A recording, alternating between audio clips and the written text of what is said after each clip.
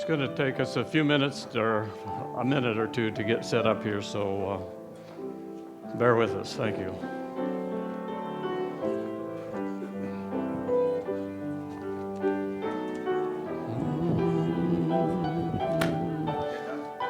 Mm-hmm.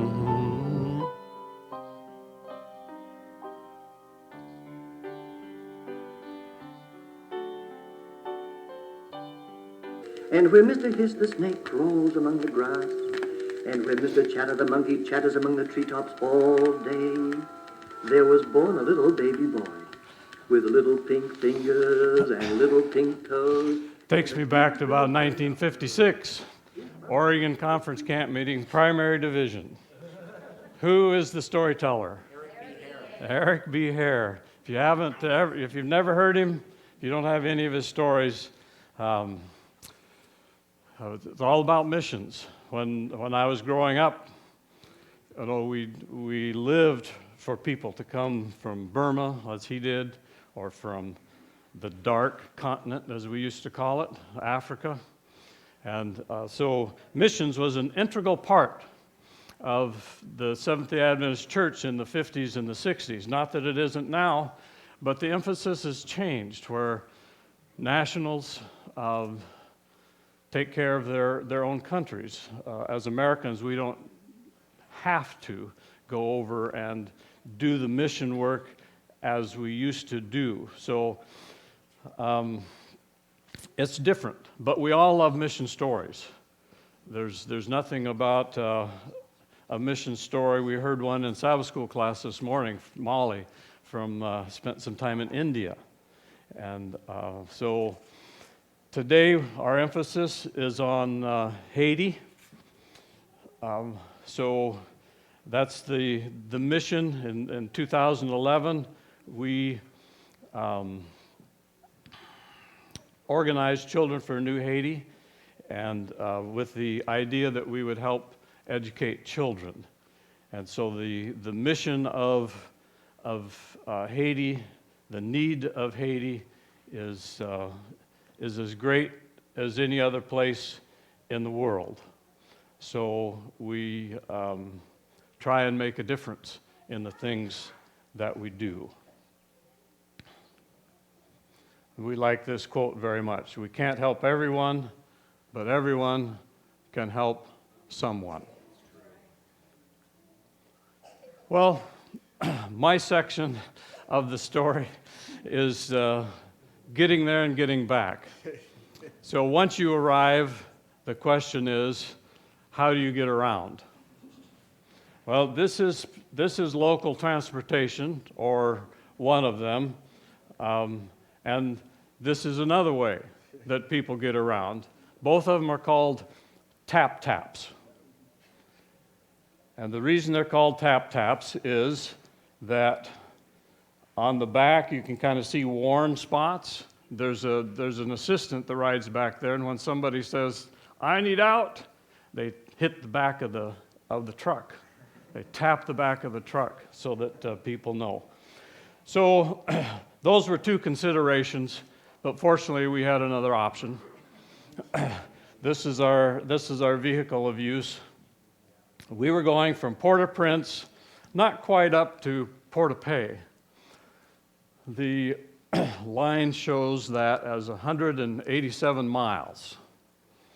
And having never traversed that before, we weren't sure of the length, but at some point we knew that the roads would probably give out.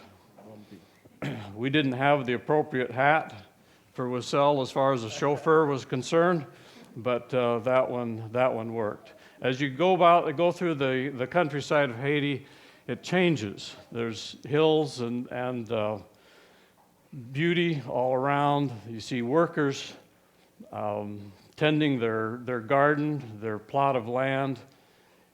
Not sure if these are bananas or plantains, but these are everywhere. This was the first trip we saw rice fields. We didn't get a picture of them, but we drove several miles past rice fields. I kept looking for a machine that would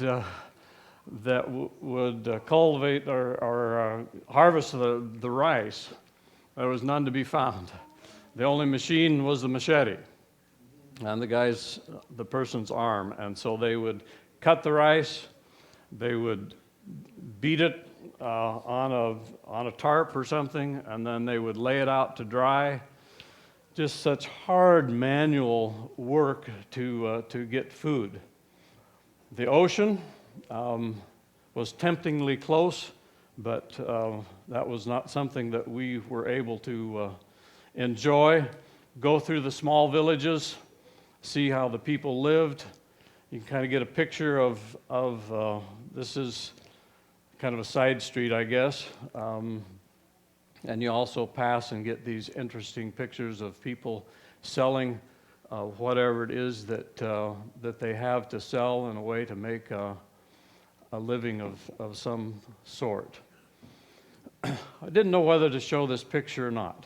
The infrastructure of Haiti is, I don't want to say it's non-existent, but it's very poor, and people don't take care of the environment. The sad thing about this was, in my mind, about 100 yards or so was the ocean. And so at a hard rain, this would probably end up out in the ocean. But so these are just some kind of interesting pictures, and people, get out early in the morning, they set their wares up, and they sit in the sun all day long and hope somebody's going to purchase it. We stopped at the local McDonald's. My wife said, "Well, there's arches there," so that qualified. The menu was actually there was some English there, so we could read it, and had a bite to eat before we carried on. This was a gentleman that led the way. He was in another vehicle, and so he knew where he was going, because past a certain town, Wissell had not been. So, whoops. Where's back? Yeah, go back, yeah, this one. This one. Yep. Okay, so we were on some paved road for a while. So we did pretty well in driving, but then things changed. So from 6:30 in the morning when we started, we got to the town of Beauchamp, I don't know, 5:30 or something. About right. So 180 miles in 11 hours. So this is the kind of road that the people travel, and that's some of it is kind of not what I consider main road, but yet it's the only road. This steep hill they put concrete on, so you could navigate up that, but this is really a pretty scene of if you discount the road condition, but the people have cleared the land and are farming and doing their best to eke out what they can. Well, it was laundry day, a clear river. There's some guys down here on the right that are getting some sand out for use. Fortunately, we weren't there long enough to need to do laundry. So this is interesting. One of the jobs of people is to break rocks. Take the big ones and make them into little ones so that they can use them for concrete and construction. The interesting thing about this picture is that it was a female doing the work. Generally, it's a man or a young boy. So she was doing her part. We did have some car issues. This is the entrance into the mechanic's shop. Just barely wide enough for the car to get across. It was a muffler problem that we had. So he fixed it until it broke. And fortunately for us, cars break down along these terrible roads all the time, but I don't know that I remember seeing very many people stop to help the driver. So the driver just has to work on his own car. Almost before we stopped, there was a gentleman in the pickup there that he pulled over and said, do you have a problem? And then another guy on a motorcycle came and stopped. And so we had a piece of rope, and so they tied up the muffler and got us to the next town. We unloaded, we unloaded some stuff to get the jack. I have to tell you about this colorful suitcase. Yeah. When we got to the airport, we pack in the tubs, plastic tubs. We put a lot of stuff in there. We had a bunch of toothpaste and toothbrushes and all kinds of things. The lady nicely said, you can't take those. And I said, oh, really? I said, I've traveled several places in the world with those. Yeah, no, they're banned right now. You can't take them. And I said, well, was there notice? Was it on anybody's website? I don't know, but you just can't take them. So 6:30, St. Louis Airport, there's not very much open. Fortunately, the luggage store, there's one in every airport, opened up. We went and spent $230 on a $100 suitcase. Well, we actually had to buy two to fit all of our things in. But so that, and surprisingly, nobody ever took that from the carousel. That was what I was looking for whenever we got there, the flower suitcase. Yes, because that was special. Yeah, it was special. Okay, so this was our next stop with the vehicle, and this was the rest area for the mechanic shop. The lady on the left is her name is Denise, Wassell's cousin that helped us out a lot in our travels, so we appreciated that. The next issue we had was with the radiator. It had a little leak, and we didn't keep up with it. Go through these towns, and they have speed bumps. The speed bumps out here, you can go, 25 or so. If you push it a little bit, you can go 30. If you went 25 miles an hour across these speed bumps, you'd lose your front axle. Yep, they're tall. You'd drive up to them and stop and then go slowly over. Well, we drove up to the speed bump and stopped, and the car stopped. In the middle of town, I don't know what town it was. My hometown, Gonaive. Okay. Busy town. And again, almost immediately as we stopped, a couple guys came over and says, you have a problem? And they helped us out. They cooled the car down. And so my opinion was there are angels Amen. out there Amen. that Amen. care for Yes. us. Yes. So if any of you have a small little Ford pickup or something, you could go into business here and do. They just pile on everywhere. Even we got in the act using local transportation. We bought this little solar unit to charge our batteries. It worked very well.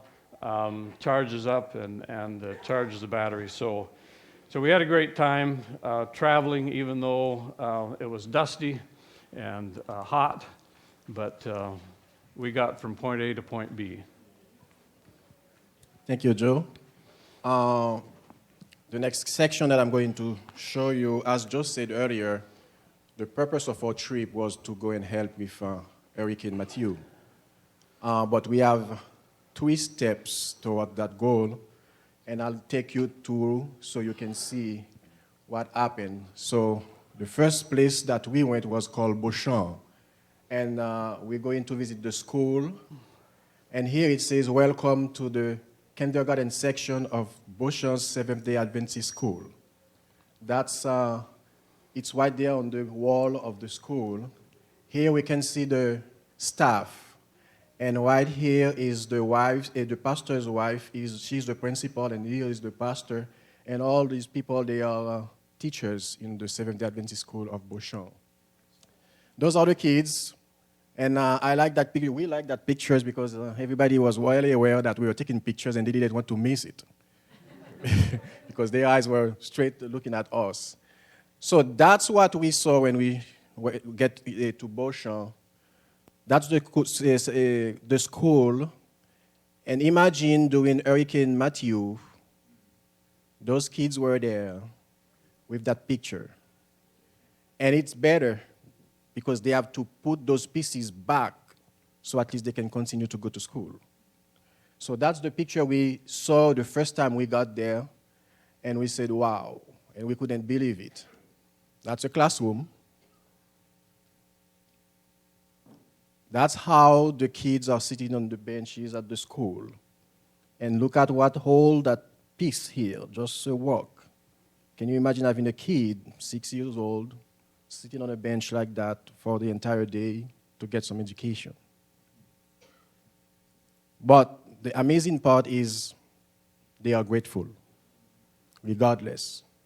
And you can see, I like this smile here, and they are all awake because they want to learn. And here, that's a nice picture because this guy here is reading, and the entire class is repeating after him. So maybe he can be the next teacher. So all the girls, and they're having fun. But while we are looking at them, we were like, wow, how can they do that? How can they survive? But that's part of life. I want to personally thank Mrs. Pam Sutter for those T-shirts, and I think that fit well. Why? Because somehow we can say we are connected with a Seventh-day Adventist school in Haiti. Because right now the kids are wearing the Columbia Seventh-day Adventist School shirt, And we pass those around, and they like it. And you can see in the back row, some, they're still wearing them. We didn't have enough for everybody, but everything that you gave us, Pam, we really appreciate it. Thank you so much. And we were fortunate and grateful to get some toothbrushes. I think they were about 180. Yeah. From Dr. Sally, Joe's and Pat's dentist. And I remember at some point I was going, Bob Dye gave me a few also, some boxes, and we gave away. That was really appreciated because those type of things are very important for the kids and even families in Haiti. And now we're passing them away and giving them away, and the kids, they were really... And sometimes we have to beg for smiles. And Pat is doing her best. She's like, can I have a smile? And I have to come over in the picture and try to see, can you please give us a smile? And they're doing their best, but sometimes the culture over there, sometimes it's not because we're taking everything seriously, but sometimes we're serious. Okay? So they were all watching to see what we were doing, and we have that mentality over there called the Blanc, which is white people. In Haiti, they call them the Blanc. So that's the way to see us. And I have to tell you, you see the contrast? The Blanc. The Blanc. So that was the same case in Dopalais, and it is the same case in Beauchamp. Joe and Pat, because I'm not the Blanc, but Joe and Pat were the first white people to go for the Seventh-day Adventist community in Beauchamp. We had that same experience in Dopalais. So just to tell you, something is happening, somehow. And before I finish, I'll give you a short story about Beauchamp, which I didn't even know. And while we were doing this, you remember the picture I showed you about the school. We have some workers working on them while we're doing other things. That's why I said earlier that we have different stages throughout our trip. Here, we bought some raw foods to give away. I think overall we gave about 90 kits of food. Rice, beans, sugar, macaroni, milk, oil. 90 kits. So we made a group together. It was one of the rooms, so we have some helper from the pastors, and we put them in plastic bags.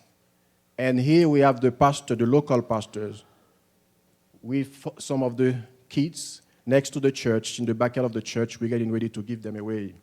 And those people are coming up together to get their food. And Joe was the one in charge of making sure the oil is passing away the right way.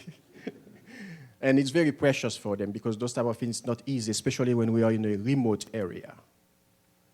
So a few of them were agreed to send a thank you to all of you that help us to make that trip because we couldn't do it ourselves.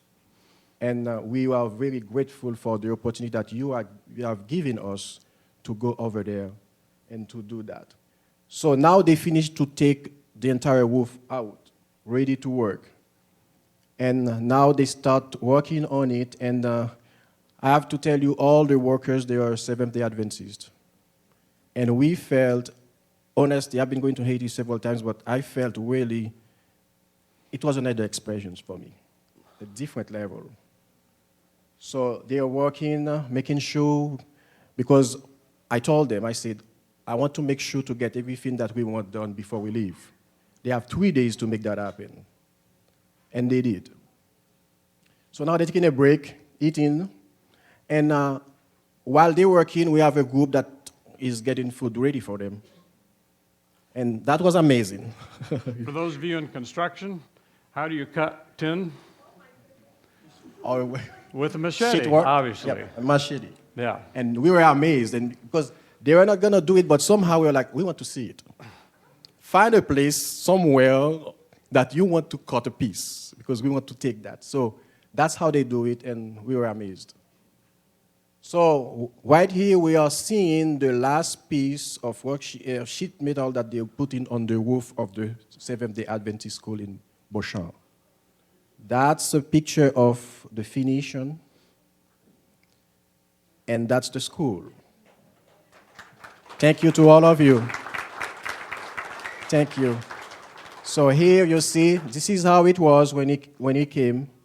This is how you allow us, you help us to make a difference. And we are very grateful for that.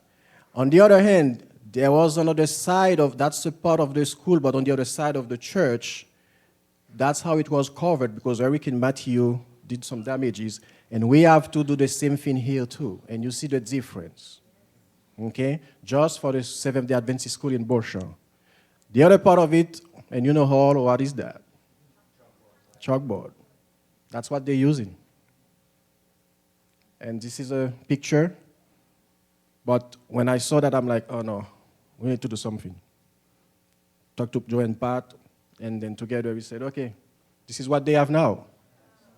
And we had to do 5 of them for 5 classrooms. So thank you again.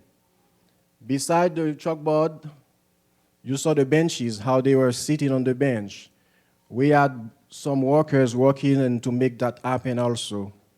And we built 50 of them for them.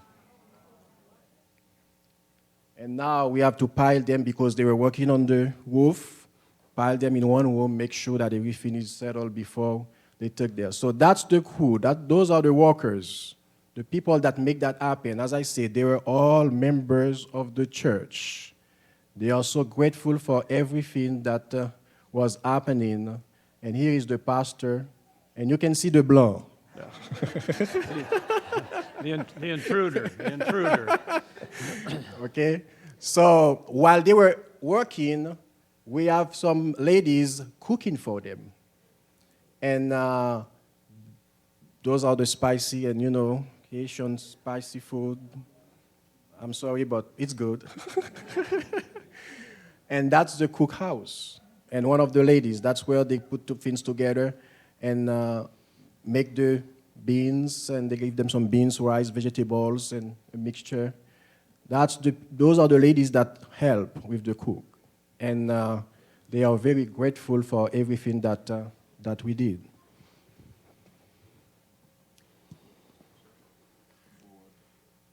Okay, let's see if I can do 2 things at once. I don't know if I can keep the pictures going. Okay. My part is on sleeping and eating. If you've ever traveled to another country, that's always interesting to know, what am I going to experience? How do they live? What do they do? This is an option that you could live in or sleep in or visit. I've slept in one of these. It's most likely a bedroom because they live outside. I've not lived in one of these, but that is a typical house in Haiti. I'll never be in one of these. This is a tent in Port-au-Prince they're living there in those tents from when they had the earthquake. But this is the house that we landed in Port-au-Prince. It's a 4-story house, beautiful gardens around it, a fence with concertina wire to keep it safe. Places to sit, enjoy the coolness. It was up on the hillside a little bit, so the cool breezes come through. Port-au-Prince is very hot, very sticky, whether day or night. And if you haven't got a breeze, you can hardly sleep. It's just breathtaking. They put curtains in their windows. They put them in their doorways. And when the breeze comes through, it's just mesmerizing to me to see that. And I know that the breath of air is there, and so I can relax. This is their living room. Most people sit outside, so I don't think they get a lot of use in these rooms, but they're very pretty, and the carved wood is gorgeous. This is Beauchamp, and this is a typical house in Beauchamp. And we did not stay in this house. This is another one. They build these little lean-to things around the outside so they have shade on the outside of the house. And they're very charming. They're very beautiful. This is the house. This is the pastor's house that we were staying in. Had several bedrooms. The whole inside is open. And the walls only come up to, 8 foot. You can hear everything in the house. In the morning, the pastor wakes up and he starts to sing. And then you can hear the family have their prayers. And then they have another song. And what I interpret is probably the Lord's Prayer. I think in French you say twice as many words for the American version. But pretty soon, the next morning, he starts in with the same song. We were getting to know the song, and then I could hear Wissel starting to sing. The next morning, it was Wissel, Denise, and the pastor. If we'd known the words, we would have sang too. But it was very charming. And again, we had a back door to our bedroom, and the air would flow in and flow out.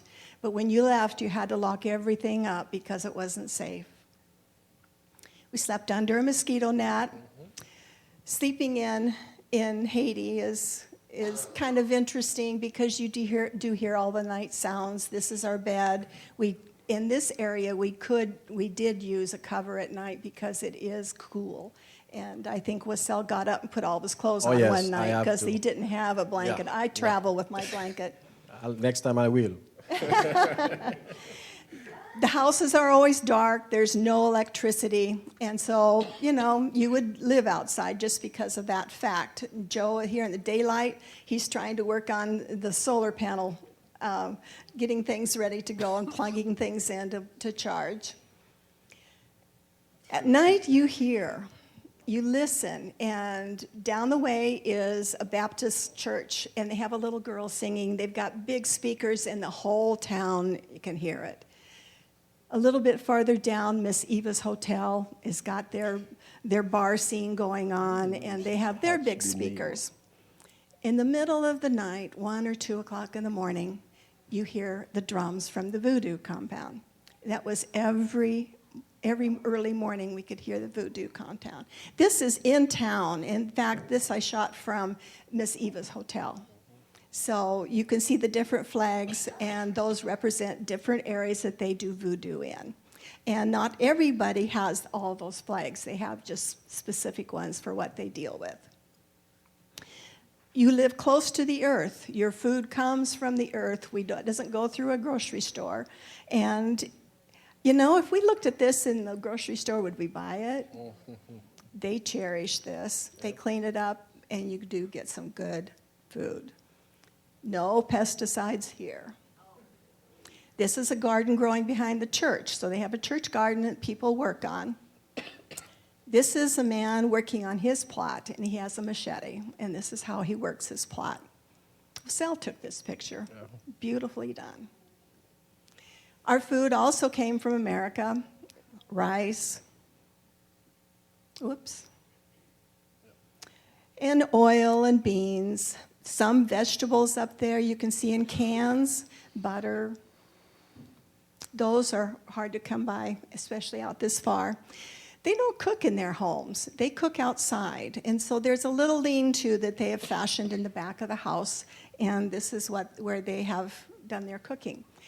Other lean-tos behind other houses don't look so good, and not all of them slant to one direction, but this one did. I found it fascinating. This is the little fire inside where they're cooking their meals. We had this kind of squash. I haven't seen this kind of squash in years, and that was very good. But this is how they cook, with either their charcoal or wood down inside this, and they're making their special Haitian sauce right here at the very beginning of it. Made a cake for us. I couldn't imagine how they baked it, but they made cake. You know it's time to eat when the little things come out, and they set it on top of the food, and they put the towel over the top to keep it warm. So you know it's time for a meal. First thing to do is you go into the bucket to take out your silverware and your serving utensils. Food is gorgeous. Colors, you know, every meal we had beets, potatoes, and carrots in some fashion. And sometimes we actually had peanut butter, which I cherished.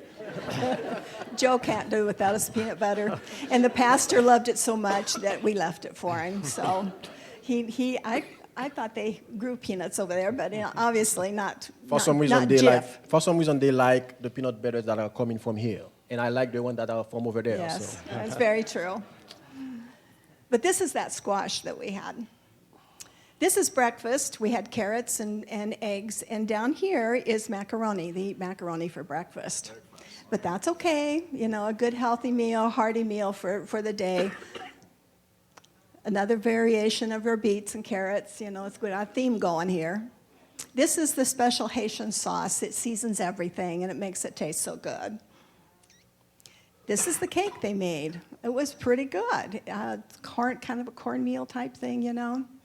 I thought it was pretty good. Whoops. Okay, now I'm going to warn you. We're going to look at facilities and things like this. You know, this is something we all think about. This is the view from inside. When you come to the facilities, you have 3 doors. The one on the left is the shower.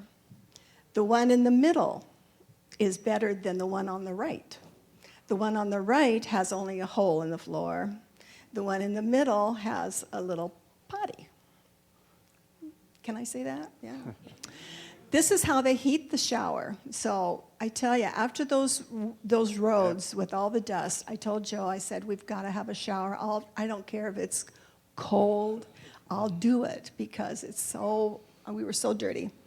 So we had a warm shower. We were amazed, but it was probably the most delicious thing I've ever had. This is what the shower looks like. Down in the bottom there, you see a little white spot. That's where the drain is, and it works really well. Very clean. This is the middle. This is the middle one. I don't go with the one on the right, but this is the middle one, and this is where you start. And that's the bathroom. It was clean. Yes. It looks worse in the picture. Yes. It was very clean. This is the hand washing area. So this is your sink, and they have Clorox water. These people, they kept us very safe. Yeah. The food was safe. Everything was sanitized. We had everything that we need to keep healthy, and we were so grateful. Friday evening, the pastor says, the sun's going down. He knew a few words in English, and he says, sundown, you know, get ready. Get ready. And so was Sal. He jumped right in. we got our showers in. The sun's just starting to go down. Whoops. I'm not good at this. Going out to the shower, I noticed that they had blacked their shoes. I remember my parents doing this, you know, nowadays. I was the one in charge of that too, because I'm the youngest in my family. On Friday afternoon, that was my job to make sure everybody's shoes are shine and clean for Sabbath. Yeah. Going downtown, this is what the market looks like. I was kind of shocked. This is downtown of the city. And I thought, it's so dirty and it's so empty. But the next morning, it changed. At 4 o'clock in the morning, we can hear the clip-clop, we could hear people talking, we could hear the trucks, everything coming in on Friday morning, and they're all heading to market. And that's what downtown is for, is market. Buy food. It looked really good. I wanted to taste some. This is what it looks like when it's all filled with donkeys. I've never seen that many donkeys in my life. Must have been 1,000 donkeys, probably. Yeah. I don't know. It was a lot. was humongous. Beautiful, beautiful animals. The animals on this side of Haiti were well taken care of and nice and fat. This is the clothing store. This is the produce store. This is the banana store. This is the meat market. And those were mine. He bought those. They're good. Dry fish. Yeah. They bring everything straight from the garden. And this is how you go home. They piled in and anything that moves.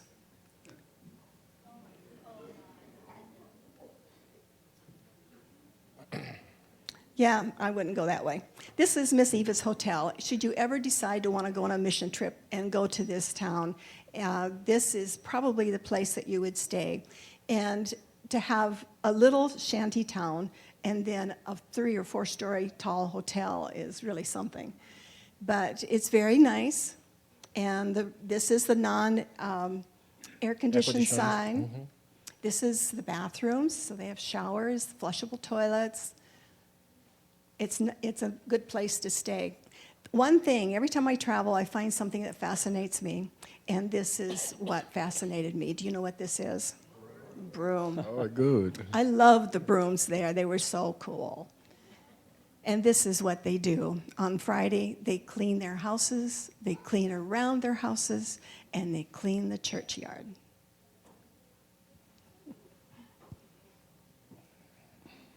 Thank you, Pat. So the second section is we're going to Pilet. That's a church that has been there for 40 years. 15. 40. 40. I confirmed with the pastor this morning. Okay. 40 years. And they've done their best. That's the church. Every Saturday morning for 40 years. And it was like that even when Eric and Matthew they went through. They had to change the leaves on top, which is their roof, but that's how they go to church every Saturday. We are still inside of the church. An idea of the bench, I cannot imagine me sitting on that spot right there without something to hold my back. And those people are doing that for 40 years. They have been doing it. That's the roof of the front of the church. Another view of the roof. That's the roof of the entire church. And you can see they've tried to come up with some walls, but not able to finish it. You know what is this? The pulpit. And Joe is taking a closer look. And now this gentleman here is the first elder of the church. Now, once we got there, and we don't have that picture, but there is a building committee. Can you talk about that?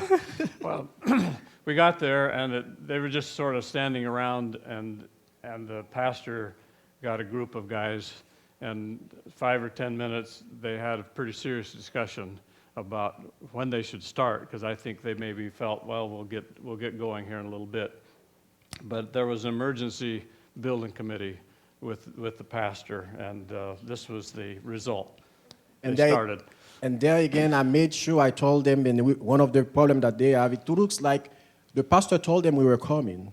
We want that to be done, but they were not sure until they really saw us. And I was pushing them. I said, okay, you have 3 days to get something happen. Because my philosophy, and you've heard that before, but my philosophy, when I go to Haiti or when I have something to be done in Haiti, I want to make sure that it is done. So that's the reason why yearly we try to go to Haiti to see for ourselves what is happening. Okay? So now everybody is getting busy, so we're taking the natural roof out.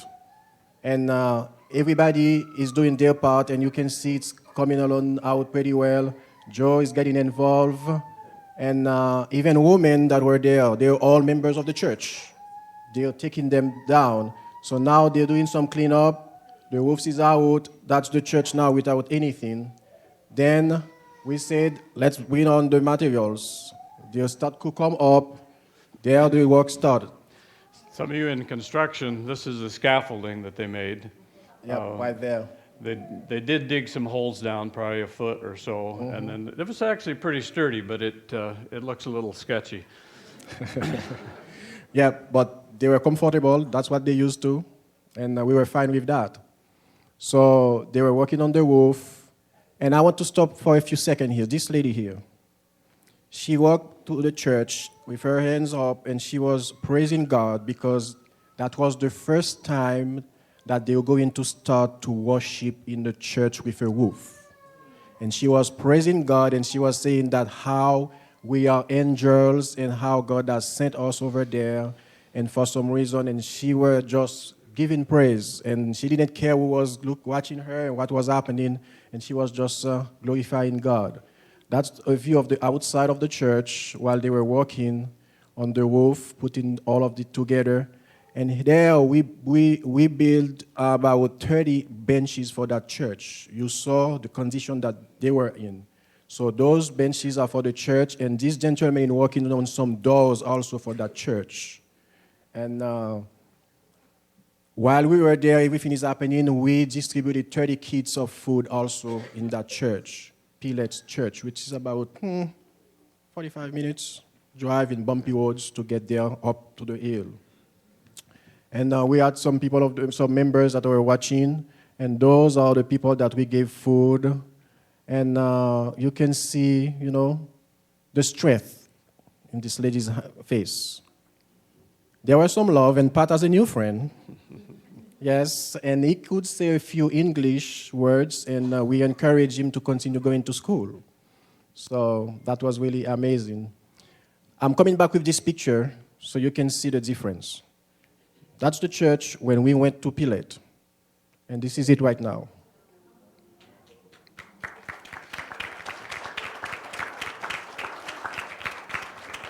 And once again, thank you so much for everything that you've helping us doing in Haiti.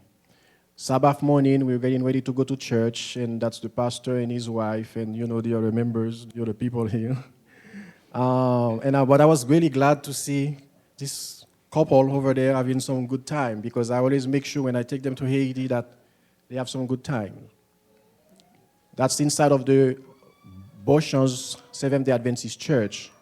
And the pastor, let me go back here to say, the pastor here, can you guess how many churches that he has in his district? 14. 14 churches. And while we were going to Beauchamp, we stopped in a few of them.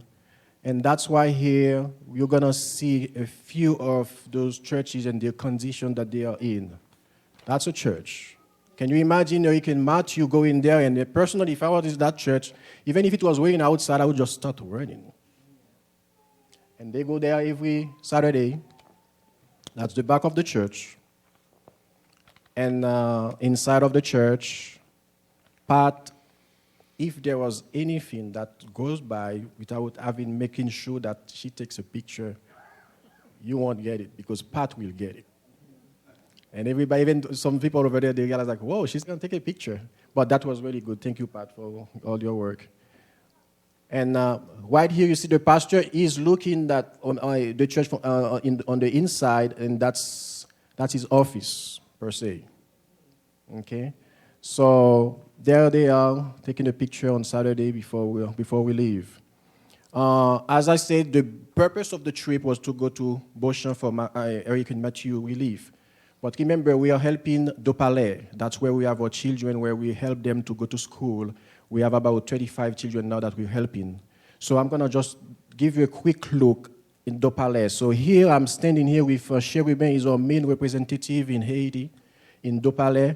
Without him, we would not be able to do what we're doing over there, and we really appreciate it. And I know a few people here. Steve have been there with us, Steve Leskanek, and he knows the area. And I think it was We didn't stay there for a long time, but we had to stop, make a quick stop. Again, Pam, thank you so much for those pink and blue backpacks. So we gave them away, and the guys had blue, and of course the girls, they have pink backpacks, which they are enjoying. Thank you so much. Those are a few pictures of the kids that we were helping in the Dopale area. We were so amazed to see how much they grew. Because when we saw them last time, they were younger. Of course, everybody grew, and the one that amazed me the most is Iranes. and they were all surprised because I could remember everybody's name. I could call them their name like that, even though they changed. So we gave some food away also while we were in Dopale, a kit of food. Oil is being given away, and Joe is helping this little girl to get her food and passing along with. This is the food that you have helped to provide Yes. by doing the bread with us. So I just want to say Yep, thank that's you. a good point. Thank you, Pat. That's where, yeah. And that's what we use in that, especially in Dopale, okay? Because we already have another fund to go to Beauchamp for the Hurricane Matthew. There again, that's their way to say thank you to all of you for what you've been doing to help them. And there is a lot of other people that were there just to watch, but we couldn't help everybody because of the situation. And whenever everyone went, they finished getting their food. You see how they're putting stuff on their head and to do that. That should be all for now, and we want to thank you. And a quick note, and I know when we went to Beauchamp, I didn't know that I would have to go back to Beauchamp. When Hurricane Matthew happened, and I called the board and I said, we need to do something. We have to have a quick meeting, and we met. And we discussed about that, and we said, okay, let's do it. A lot of people were going to the south, but for some reason, God has impressed me to not go to the south where everybody's going. I wanted to make a difference somewhere else. And somehow, I got connected to my cousin with this pastor, and we start working. And when I get there, I didn't have any idea. I'm the youngest in my family, and my dad was a pastor and a principal in the Adventist church also. When I called my mom in Boston and told her that I was going to Beauchamp, and she asked me, what do you need in Beauchamp? And I told her what was going on. And she said, after your dad and I got married, that was the first place we went. I was like, wow. What crossed to my mind, my dad and my mom, I'm the youngest. Years back, God already having planned that I was going back to Beauchamp while I was not even born yet. And when I went there, I was standing in Beauchamp. I was like, wow. And ironically enough, while we were there, the elders of other churches, they come every Friday to see the pastor. And one of them came and he sat, and he was looking at me very closely. And Joe and Pat, we were all there. I didn't have any idea, but the pastor said his dad was here a long time ago. And he asked, what was your dad's name? And I told him. He said, well, he used to be my teacher. That's why you look like him like that. I was like, I have to fight the tears. Because while there, I was like, wow. So just to tell you, things happen in life. You don't know what is happening. But as long as you trust and you let God guide you, something good will happen. So the next thing that we're going to watch is a short video that put in perspective what we've been doing.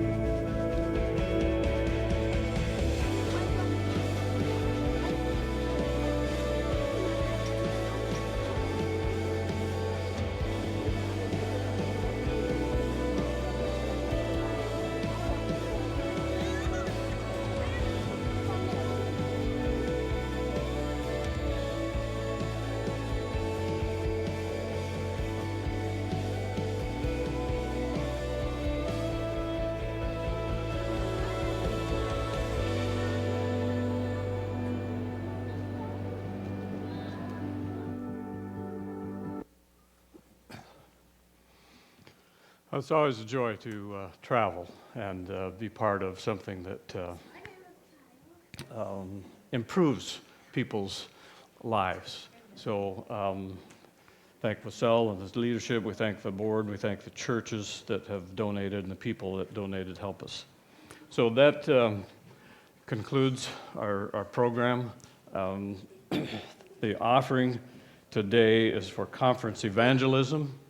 As we sing the closing song, you'll probably not have ever heard this particular song. If you could just leave these lights off, too, for a minute. If you have a hymnal, it's number 575. You might want to take your hymnal out and follow along. It's a great song that adds a lot of words and meaning to what we've done. While we sing, and as you go out, there's going to be some pictures that scroll on the screen that you can watch and hopefully enjoy those. Just our interesting pictures of our trip. So, deacons, it's up to you.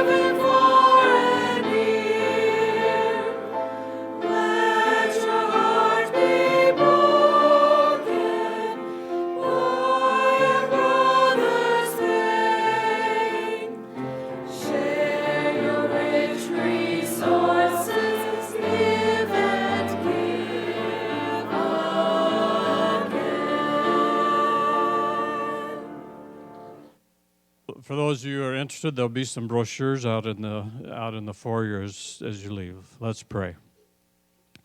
Father in heaven, we thank you for the opportunity we have for mission. We don't have to look very far for need. It's right here in Columbia. So we don't have to wait for a report to come back from a foreign country. We can address needs locally as well. But we thank you. Thank you for your safety that we had on this trip. We thank you for the blessing of the Sabbath for fellow believers all around the world. Be with us throughout the rest of this day. I ask your name. Amen.